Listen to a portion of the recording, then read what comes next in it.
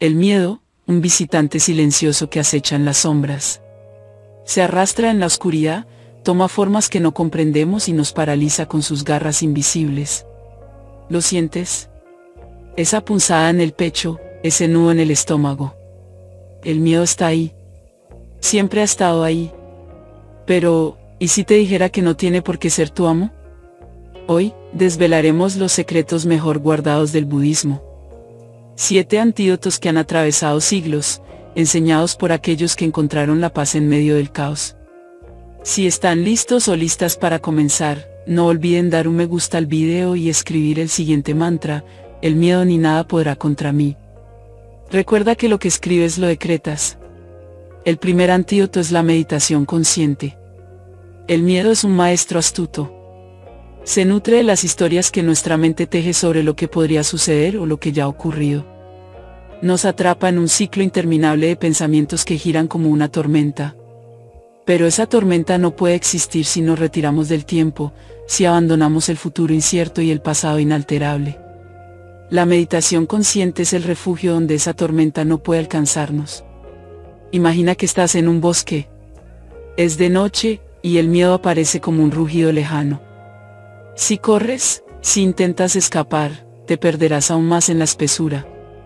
Pero si te detienes, si te sientas en silencio y escuchas, notarás algo extraordinario. El rugido no está en el bosque, está dentro de ti.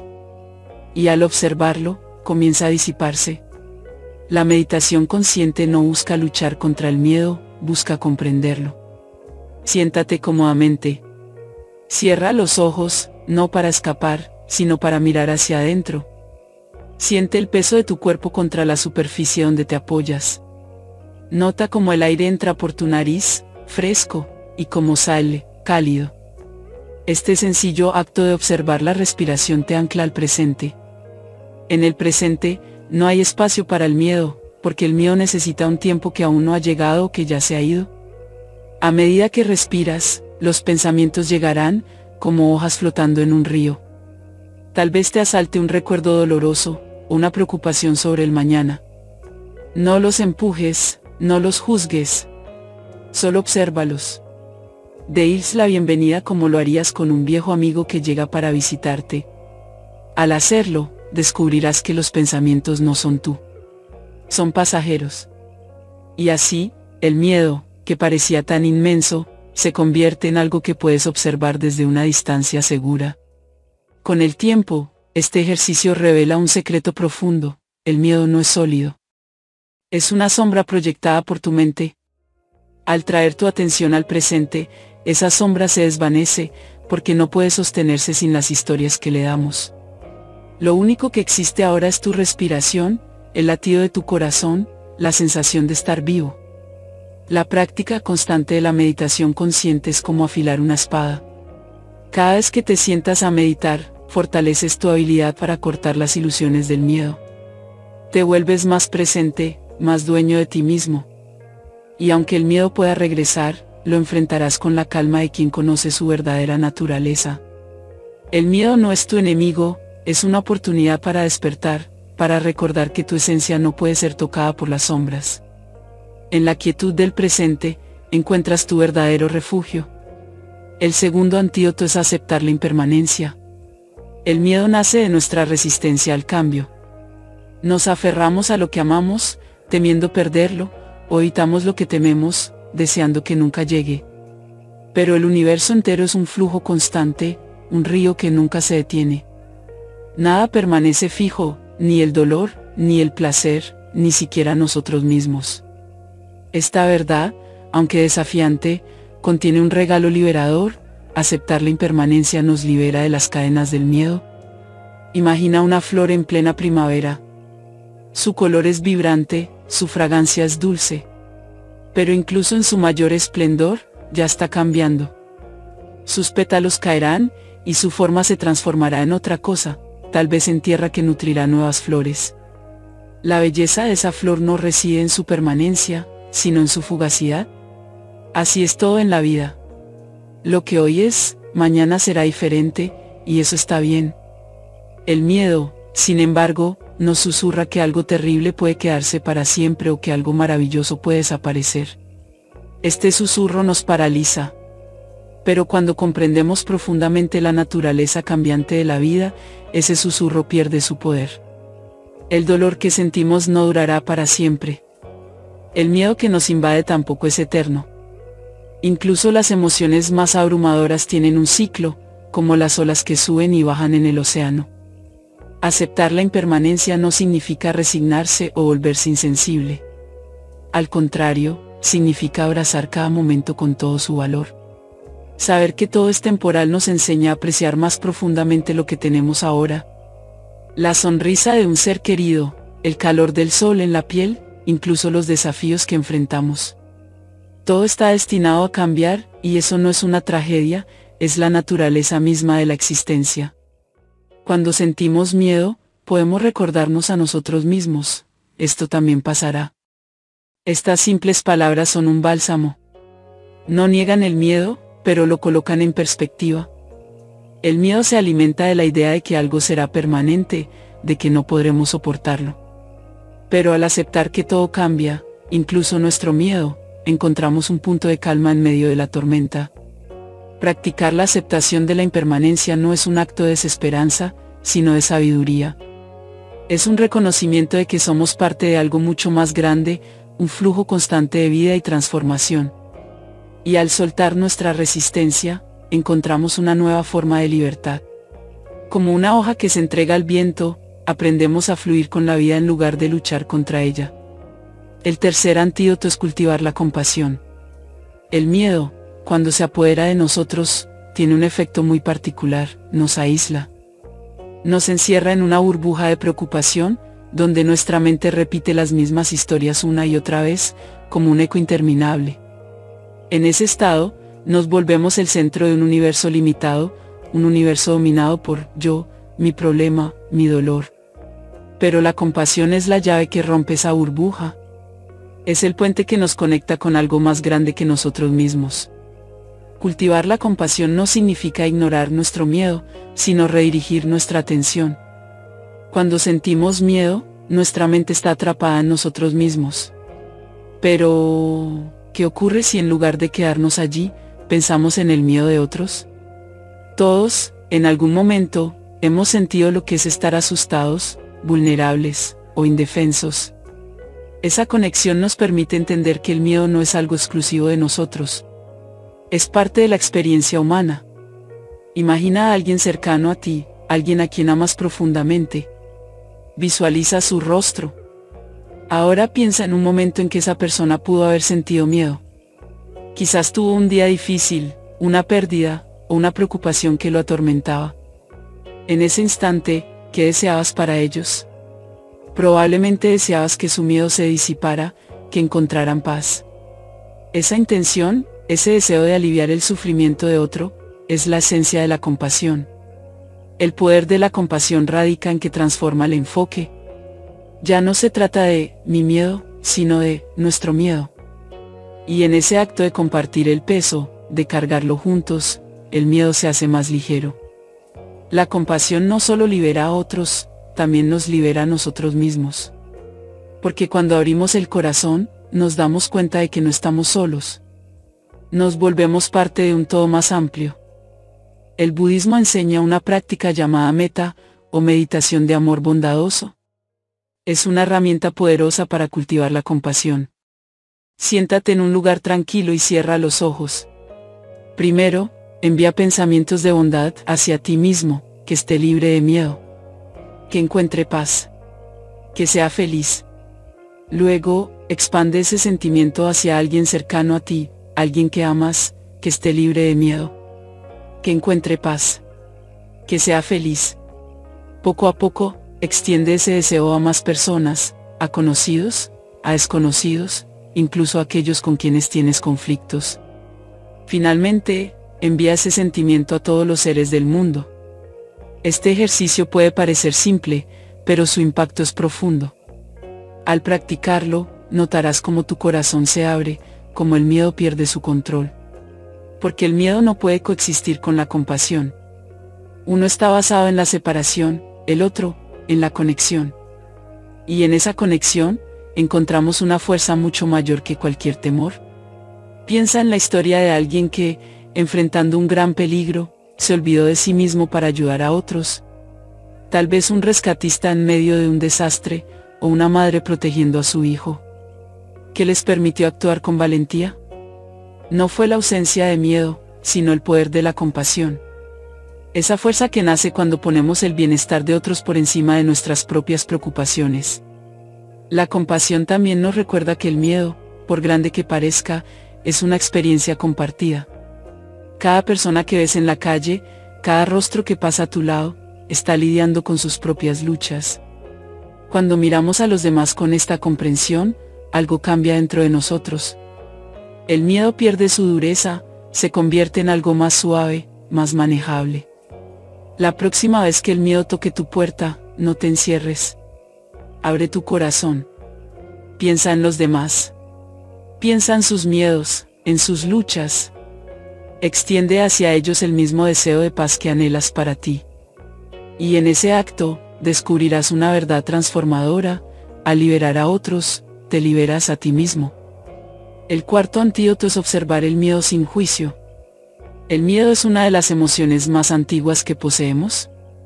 Es primitivo, profundo y, a menudo, irracional. Pero no es nuestro enemigo. El miedo tiene una razón de ser. Durante milenios, ha sido el guardián de nuestra supervivencia, alertándonos sobre posibles peligros. Sin embargo, en la vida moderna, el miedo a menudo deja de ser un aliado y se convierte en un obstáculo. Pero incluso entonces, sigue siendo un maestro. Observarlo sin juicio nos permite descifrar sus lecciones ocultas. Cuando el miedo aparece, nuestra reacción habitual es resistirnos. Queremos que desaparezca, que se disuelva rápidamente.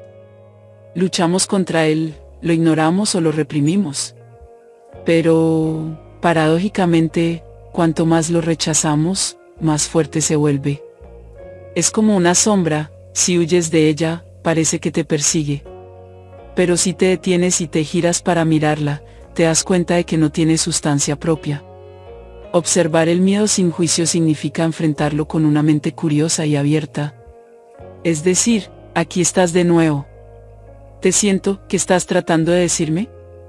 En lugar de etiquetarlo como algo malo o algo que necesitamos eliminar, lo vemos como un visitante inesperado.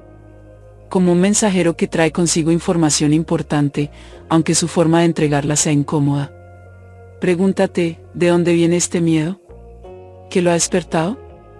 ¿Es un miedo que surge del pasado, una herida que no es sanado? ¿O es un miedo del futuro, un temor por algo que aún no ha sucedido? Al hacernos estas preguntas, empezamos a comprender el origen del miedo.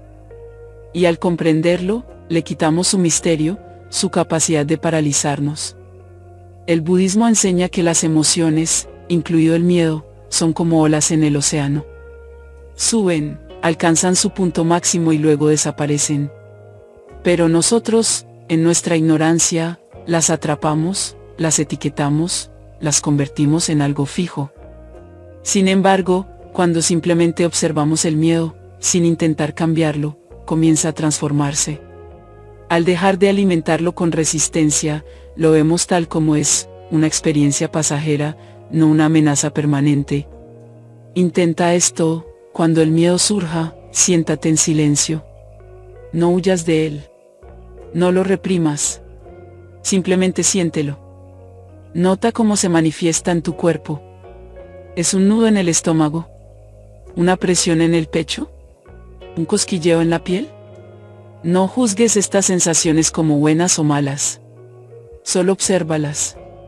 Son como nubes que cruzan el cielo de tu conciencia.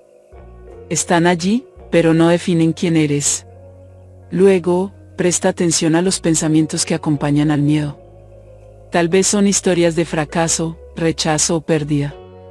Tal vez son escenarios catastróficos que tu mente ha creado. Observa estos pensamientos como si estuvieras viendo una película. No te identifiques con ellos. Recuerda, no eres tus pensamientos. Eres quien los observa. Cuando haces esto, algo extraordinario sucede. El miedo, que parecía tan grande, comienza a reducirse. No porque lo hayas combatido, sino porque le has permitido existir sin luchar contra él. Al tratarlo con curiosidad y compasión, lo desarmas. Deja de ser una fuerza opresiva y se convierte en un maestro que tiene algo que enseñarte. El miedo puede revelarte tus valores más profundos. Si tienes miedo de perder a alguien, tal vez ese miedo te esté recordando cuánto amas a esa persona. Si tienes miedo al fracaso, tal vez te esté mostrando cuánto te importa tu propósito. En lugar de ver el miedo como una barrera, úsalo como una brújula que señala lo que realmente importa para ti. Además, al observar el miedo, te das cuenta de algo aún más profundo: no eres tu miedo. Eres la conciencia que lo experimenta. Y esa conciencia es vasta, inmutable y libre. El miedo puede aparecer en tu campo de experiencia, pero no puede tocar la esencia de lo que eres. Cuando reconoces esto, el miedo pierde su capacidad de controlarte. La próxima vez que el miedo toque a tu puerta, no te apresures a cerrarla. Invítalo a entrar. Siéntate con él como lo harías con un viejo amigo que tiene algo importante que contarte. Escucha su mensaje. Agradécele por su presencia. Y cuando haya cumplido su propósito, obsérvalo mientras se marcha, como lo hace todo en este mundo impermanente. El quinto antídoto es el desapego. El apego es una de las raíces más profundas del sufrimiento humano, y el miedo es su compañero inseparable. Nos aferramos a personas, a cosas materiales, a creencias, incluso a nuestra propia identidad. Construimos una red de posesiones y expectativas, convencidos de que al mantenerlas bajo control, encontraremos seguridad. Pero la verdad es que cuanto más nos aferramos, más miedo sentimos de perder aquello que creemos que nos define o nos da felicidad. El desapego no significa indiferencia o falta de amor. No es renunciar al cuidado, la pasión o la conexión. Al contrario, el desapego es amar y valorar profundamente, pero sin esclavizarnos. Es permitir que las cosas y las personas sean libres, sin intentar retenerlas ni controlarlas. Cuando comprendemos que todo es impermanente, que todo está en flujo constante, el apego pierde su fuerza. Y con ello, el miedo también. Imagina sostener un puñado de arena en tu mano. Si aprietas el puño con fuerza, la arena se desliza entre tus dedos, escapando por las grietas. Pero si abres la mano y la dejas reposar suavemente, la arena permanece. El desapego funciona de manera similar. Al aferrarnos con desesperación a lo que valoramos, generamos tensión, ansiedad y miedo. Pero al soltar, al dejar que las cosas fluyan, encontramos una paz inesperada. El budismo nos enseña que el apego no es solo hacia cosas externas. También nos aferramos a ideas, a etiquetas, a imágenes de quienes creemos que somos. Por ejemplo, nos identificamos con nuestros logros, nuestro estatus o nuestras relaciones. Cuando sentimos que algo amenaza esa identidad, el miedo surge como una alarma. Pero, ¿y si pudiéramos soltar esas etiquetas? ¿Y si pudiéramos existir sin depender de ellas? Seríamos como un río, siempre fluyendo, siempre renovándonos, sin aferrarnos a una forma fija. Practicar el arte del desapego requiere una introspección constante. Pregúntate, ¿a qué me estoy aferrando en este momento? ¿Por qué creo que lo necesito para ser feliz? Y lo más importante, ¿qué pasaría si lo dejara ir? Estas preguntas no son fáciles, porque a menudo revelan nuestras inseguridades más profundas. Pero en ese proceso de cuestionamiento, comenzamos a ver con claridad las cadenas que hemos construido. El desapego no significa abandonar nuestras responsabilidades o relaciones. Por el contrario, nos permite vivirlas de manera más plena y auténtica. Cuando dejamos de aferrarnos, dejamos espacio para que el amor, la creatividad y la alegría fluyan libremente. Ya no interactuamos con miedo, sino con confianza y generosidad. Por ejemplo, en una relación, el apego excesivo puede llevarnos al miedo constante de perder al otro. Pero al soltar, permitimos que la relación crezca de manera natural, sin el peso de la posesividad. Una práctica útil para cultivar el desapego es reflexionar diariamente sobre la impermanencia. Cada mañana, recuerda que nada en esta vida es permanente, ni los objetos, ni las emociones, ni las circunstancias. Este recordatorio no es para deprimirnos, sino para liberarnos. Nos permite disfrutar de lo que tenemos sin miedo a perderlo, porque entendemos que todo es transitorio por naturaleza. Otra práctica poderosa es dar. Cuando damos sin esperar nada a cambio, entrenamos nuestro corazón para soltar. Esto puede ser algo tan simple como regalar un objeto que valoras, ofrecer tu tiempo a alguien o incluso liberar un resentimiento que llevas dentro. Cada acto de generosidad es un paso hacia el desapego, y cada paso nos acerca a la libertad. El miedo alimentado por el apego nos hace creer que no podemos ser felices sin aquello a lo que nos aferramos. Pero la verdad es que nuestra felicidad no depende de lo externo. Es algo que siempre está disponible en nuestro interior, una paz que podemos tocar cuando soltamos nuestras cadenas. Recuerda, soltar no significa perder. Soltar significa liberarte del miedo de perder. Es un acto de confianza en la vida, una declaración de que no necesitamos aferrarnos para vivir plenamente. Practica el desapego, no como un rechazo, sino como una forma de amar sin condiciones, de vivir sin miedo y de encontrar la verdadera libertad. El sexto antídoto es el refugio en la comunidad. El miedo a menudo florece en el aislamiento. Cuando estamos solos con nuestras inquietudes, nuestras mentes pueden magnificar el peligro, haciéndonos sentir pequeños y desprotegidos. Sin embargo, el budismo nos enseña que no estamos solos en este camino. La Sangha, la comunidad espiritual, es uno de los 3 refugios fundamentales junto con el Buda y el Dharma. En la Sangha encontramos apoyo, guía y conexión. Es un recordatorio vivo de que nuestras luchas no son únicas, y que juntos podemos superar incluso los desafíos más oscuros. Cuando compartimos nuestros miedos con personas de confianza, ocurre algo extraordinario, el peso del miedo disminuye. Lo que parecía un monstruo gigantesco en la soledad se reduce a un problema manejable cuando se expresa en voz alta. La Sangha, ya sea un grupo de meditación, amigos espirituales o una comunidad de apoyo, nos ofrece un espacio seguro para ser vulnerables. Al compartir nuestras preocupaciones, no solo recibimos consuelo, sino también perspectivas diferentes que pueden ayudarnos a ver nuestras situaciones desde un ángulo más esperanzador. El poder de la comunidad radica en su capacidad para recordarnos que no estamos solos en nuestras experiencias. Todos los seres humanos enfrentan el miedo en algún momento.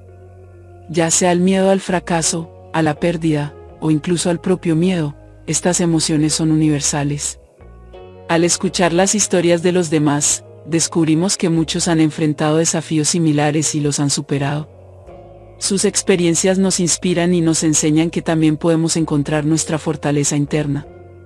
La Sangha no solo nos brinda consuelo, sino que también nos desafía a crecer. En la comunidad, aprendemos a practicar la paciencia, la compasión y la comprensión. Estas cualidades son esenciales para enfrentar el miedo. Por ejemplo, al interactuar con otros, podemos observar cómo ellos manejan sus propios miedos y aprender de sus estrategias. También podemos reflexionar sobre nuestras propias reacciones y trabajar en nuestras áreas de crecimiento. En el contexto del budismo, el refugio en la comunidad tiene una dimensión espiritual profunda. La Sangha no es solo un grupo de personas, sino un colectivo comprometido con el despertar. Al rodearnos de aquellos que buscan vivir con atención plena, sabiduría y amor, nos beneficiamos de su energía positiva y su ejemplo. Sus prácticas nos inspiran a profundizar en las nuestras, y su presencia nos recuerda que el camino hacia la liberación es compartido. Sin embargo, el refugio en la comunidad no está limitado a un contexto estrictamente budista. Cualquier grupo de apoyo genuino puede convertirse en una sangha para nosotros.